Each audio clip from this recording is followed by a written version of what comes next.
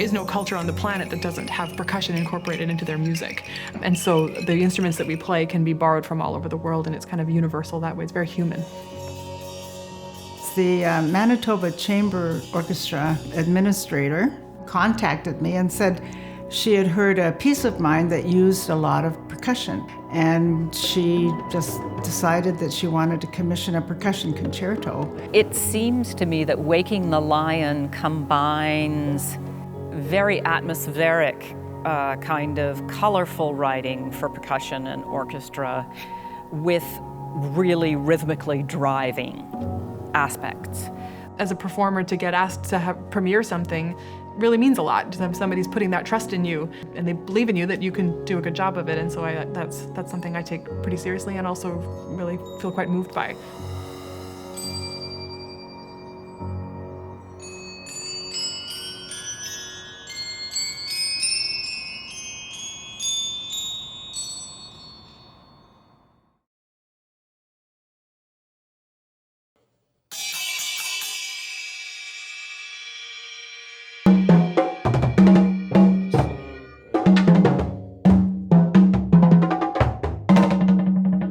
Traditionally, in orchestral playing, percussion is a kind of an emphasis. We either, the timpani plays along with the trumpets or with the low brass or with the low strings and kind of supports and emphasizes, and often has a kind of a driving role in that section, but is kind of a support to those sounds as well. And some of the sparklier triangle, tambourine, percussion sounds will add some energy or style or character to the music. Whereas a piece like this, where the percussion is the featured thing, is really exciting because they're taking all of those different various sounds, and this piece really uses a wide spectrum of sounds and colors and features each one kind of in its own moment. It's an unusual combination that I was asked to write for. It's a string orchestra plus percussion. And so I had to really think carefully about how to balance off what could possibly be a more lyrical or soft edge sound that comes from string instruments, and the more percussive sound of a battery of percussion instruments. When you write a piece of music, you really are on your own. You're working for months and months on a piece of music, and you hold the idea in your head from day to day to day. That's why I write music. I write music to express something that I feel, and I write music to communicate with another human being. This piece is really exciting because the composer's given me a lot of freedom. There's really an opportunity for me to inject some of my ideas and style while also trying to honor and respect what she's asked for in the score. So things like she asked for resonant gongs, but not necessarily specific sizes or specific types of gongs. So I can choose ones that I think ring really well, but she didn't say exactly which ones I had to use. She called for a variety of bamboo wind chimes specifically, but I asked if I could add in the garage sale ones because I love them so much. And she said, that sounds great. And so she created some opportunities for asking for a type of sound, but not necessarily specific instruments. So I got to kind of inject some of myself by making some choices in the instrumentation while also trying to respect what she was asking for in the score.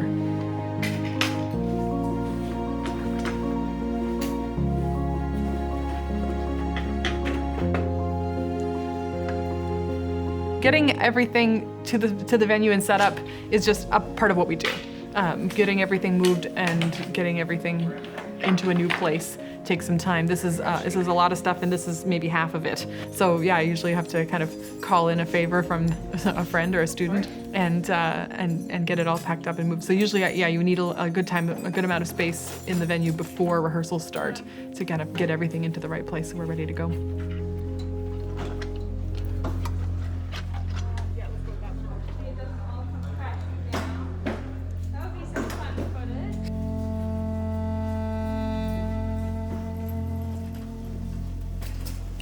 It's a really interesting piece to play because it covers so many different areas. Some pieces will feature really a focused group of instruments, whether it's timpani or marimba, and it will really focus in on that. And what Alexina's chosen to do is actually feature several different areas. She's also a Chinese-Canadian composer and it's chosen to incorporate a lot of Asian-inspired instruments into the piece. But I wouldn't say that the piece is Chinese by nature. It's not necessarily inspired by a specific melody or theme, but it's incorporating all these sounds. So we have not only Chinese instruments, but a mix of a cross-section of Asian instruments just being added in for the colors, which is really wonderful to get to just make use of instruments from other parts of the world.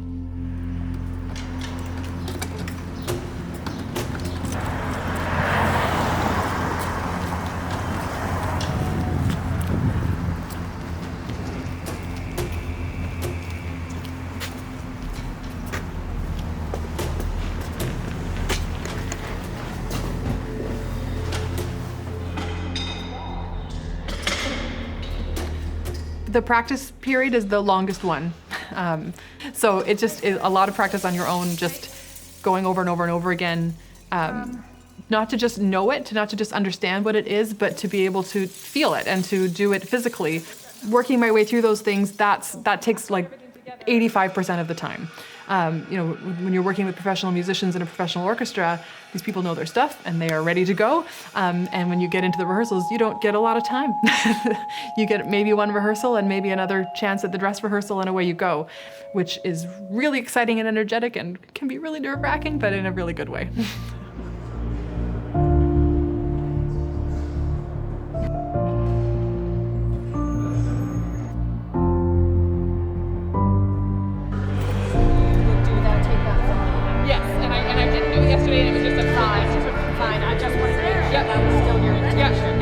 Conductor has to keep the orchestra with me, and I have to kind of keep an eye on the conductor, because there are moments when I might have to adjust whatever I'm doing to land with them. So I think it's a little bit of a give and take relationship.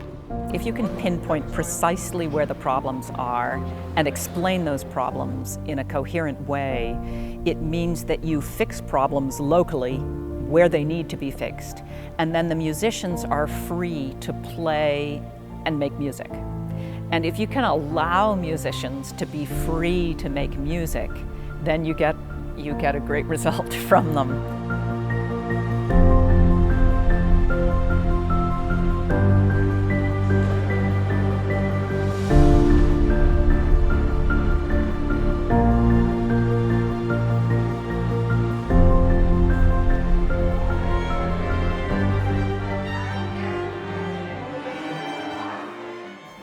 I obviously do this because I love music.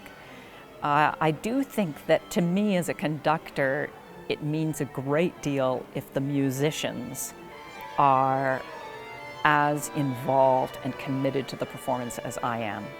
And that's an experience I often have here at the MCO, and that's part of why I really, really love working here. What is an audience supposed to feel? You would like them to have an open spirit and have some curiosity, a curiosity about creativity and about receiving a gift from the composer.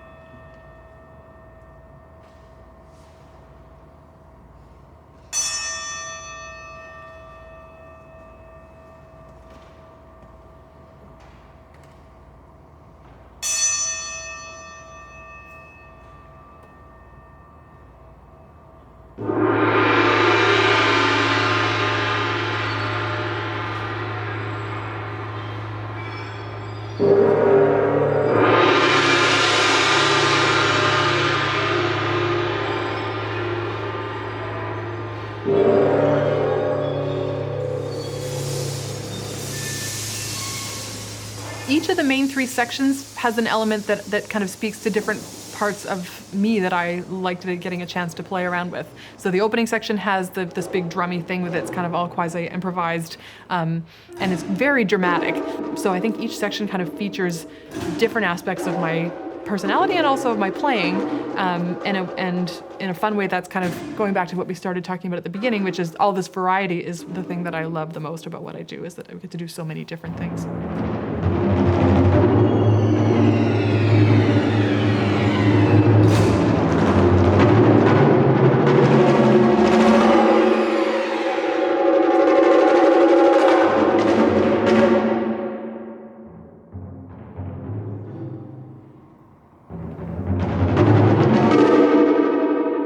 The composer's job is quite extraordinary because we are dealing with sound.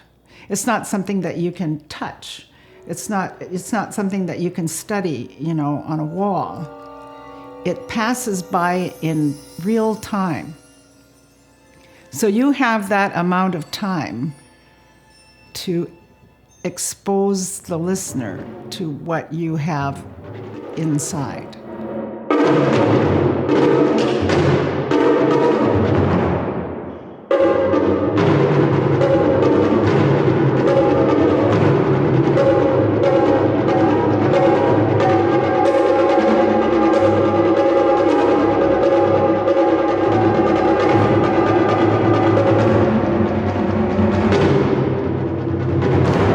You hit the first note and you're like, okay, we're going. It's happening now. Now you have no choice but to keep going. And so you have to stay very mindful and be present in the moment to do it. It can be very easy to start already thinking about what just happened or get too worried about the thing that's about to happen.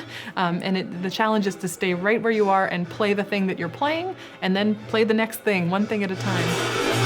I have to say, I really loved working with Tori on that piece. It felt like it was a piece that she had totally metabolized, that she totally knew.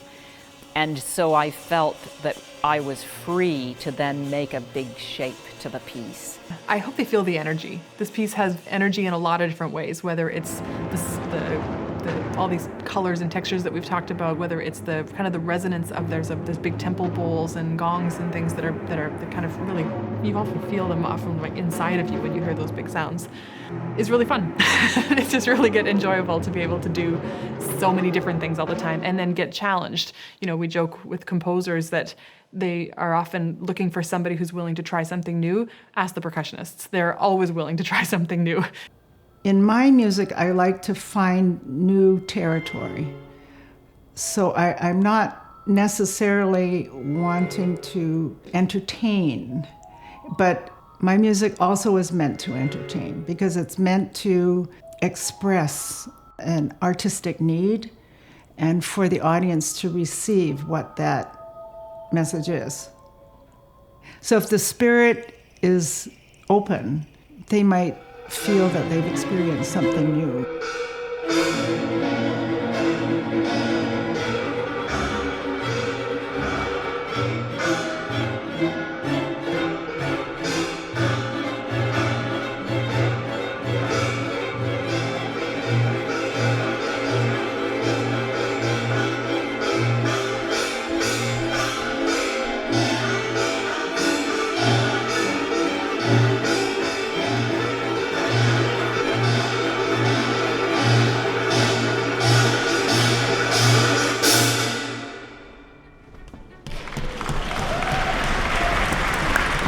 When it's all over, there's definitely a moment of like, I can't believe I did it. And there's also a moment of, that was really fun. I don't want it to be over. I want to do it again.